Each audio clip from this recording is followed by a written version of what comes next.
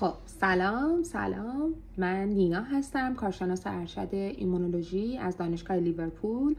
و اینجا امروز با شما با اولین اپیزود از پادکست های ایمومایند.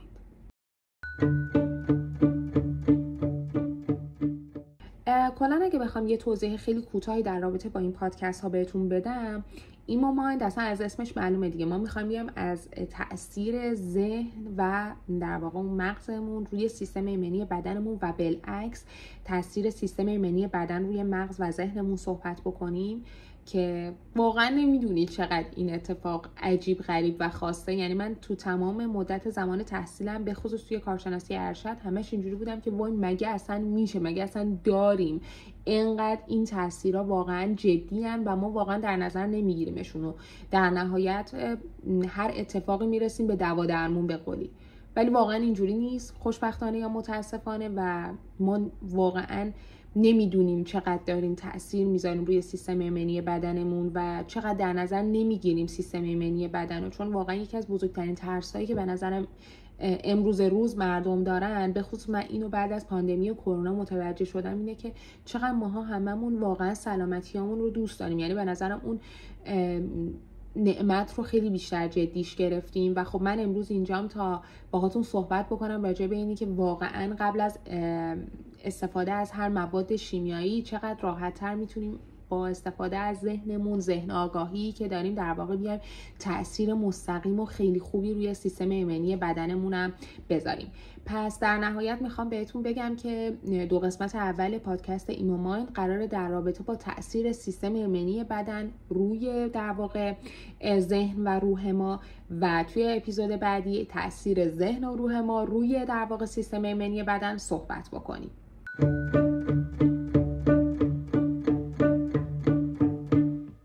من اول از همه میخوام این قسمت رو با این عنوان شروع بکنم که اینو همیشه از من به یاد داشته باشین که ما با هر استرس جدی که توی زندگی میگیریم، نه صرفا استرس لحظه یا استرس های جدی که توی زندگی میگیریم و این استرس قرار باشه که هی توی یک بازه های در زمان در واقع تکرار بشه توی زندگی ماها، ما یه خراشی رو داریم روی ژنمون ایجاد میکنیم که قراره اون خراش رو به نسل بعدی انتقالش بدیم. پس شاید بهتره که خیلی بیشتر مراقب روحیاتمون باشیم. به خصوص میدونم واقعا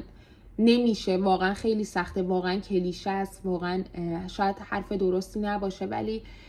جلوتر حالا راجبش باهاتون صحبت میکنم که چقدر استرس داره واقعا تاثیر منفی روی ذهن و روح ما میذاره. حالا برای اینی که از یک داستان خیلی ساده شروع بکنم، از همین اتفاقا تاثیر استرس روی ژن و روی بدنمون، میخوایم برگردیم به خیلی سال گذشته و در رابطه با اجداد و نیاکانمون صحبت بکنیم. خب توی زمانهای گذشته که در واقع تقویمی وجود نداشته، اجداد و نیاکان ما با توجه به حالا آثار و چیزایی که ازشون باقی مونده، یه استرسی که میگرفتن توی اون زمان، خب استرس دلار و تورم و فلان و اینا هیچ وقت نبوده براشون، واقعا خوش به حالشون، ولی خب استرسی که میگرفتن در رابطه با فصل سرما بوده. یعنی میدونستن که یک بازه‌ای از سال قرار شروع بشه که توی اون فصل هوا سردتر میشه، پس نمیتونن راحت‌تر از توی پناهگاهاشون بیرون بیان، شکار کمتر میشه، چون اکثرا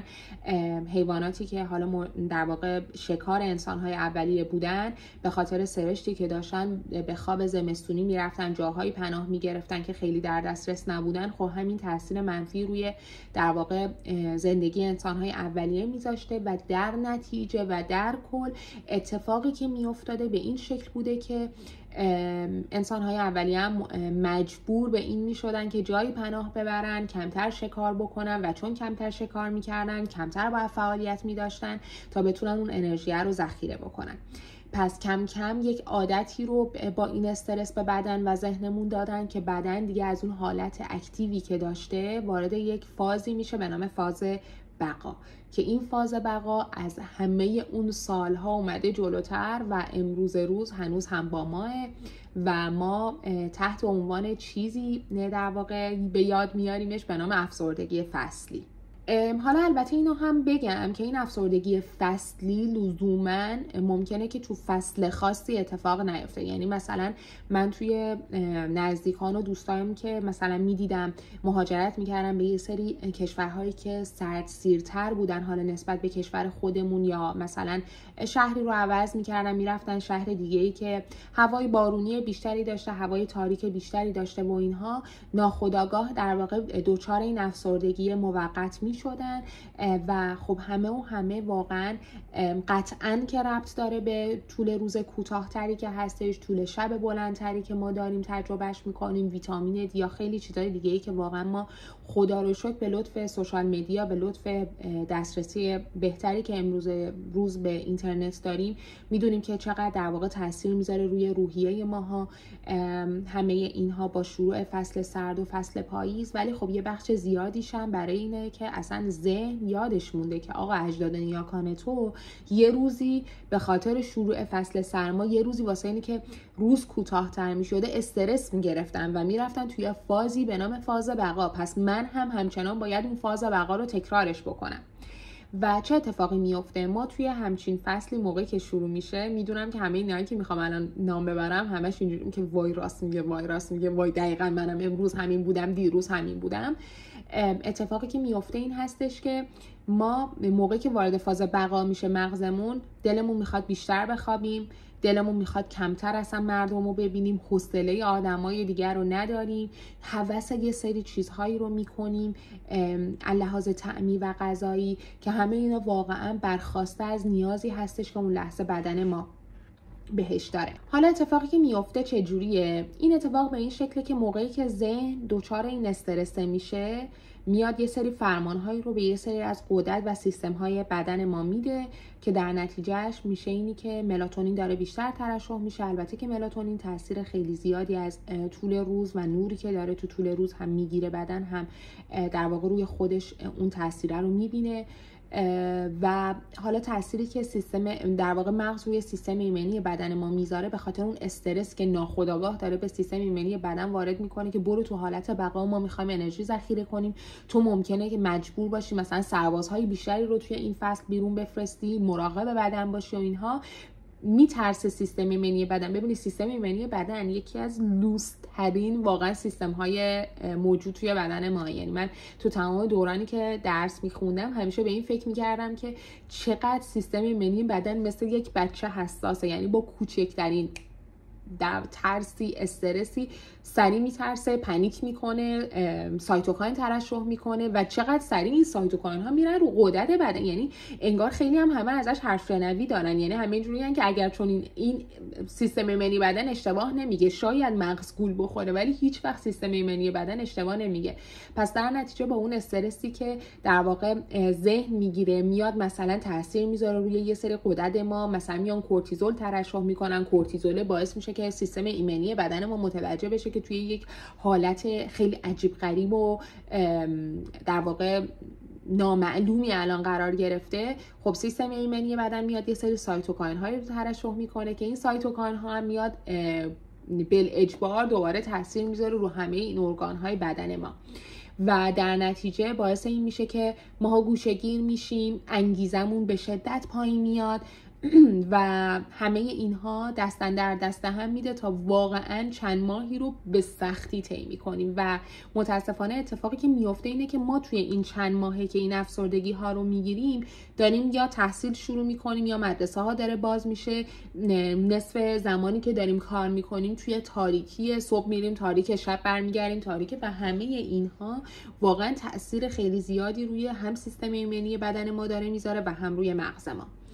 حالا چی کار بکنیم بهتره؟ بهترین اتفاقی که کلن میشه شکل بگیره و انجام بشه برای بدن، به خصوص سیستم ایمنی بدنمون، اینه که تو رو خدا استرس نگیرید. خواهش میکنم. من خودم یکی از مضطرب‌ترین آدم‌هاییم که میشناسم، ولی هر موقع که دارم استرس میگیرم واقعا چون به این فکر میکنم که دارم الان چه تأثیر منفی روی سیستم ایمنی بدنم میذارم، پس سعی میکنم اول از همه خودم رو ریلکس بکنم، نفس کشیدن درست رو به خودم و بدنم یادآوری میکنم. حالا این نفس کشیدن درست هم میتونیم توی اپیزودهای بعدی دور بهش در واقع اشاره بکنیم که همون اکسیژن رسانی چقدر میتونه تاثیر خیلی عمیق روی استرس و استرس کمتر روی سیستم ایمنی بذاره. و کاری که میتونیم بکنیم که تو رو خدا استرس نگیرید. یعنی من این فصل پاییز که شروع میشه به خصوص خیلی میبینم در اطرافیانم که بریم سریع واکسن آنفلانزا بزنیم، بریم سریع واکسن فلان بزنیم، وای نه بچه رو بیرون نبریم، سرما میخوره، خودمون بیرون نریم، تو محیط های شلوغ قرار بگیریم. نه، واقعا اول از همه قبل هر چیزی که دکتر بهتون پیشنهاد میکنه رو قطعا انجام بدیم، ولی تو رو خدا قبلش کمتر استرس بگیرید. یعنی این استرس مخرب ترین واقعا دشمن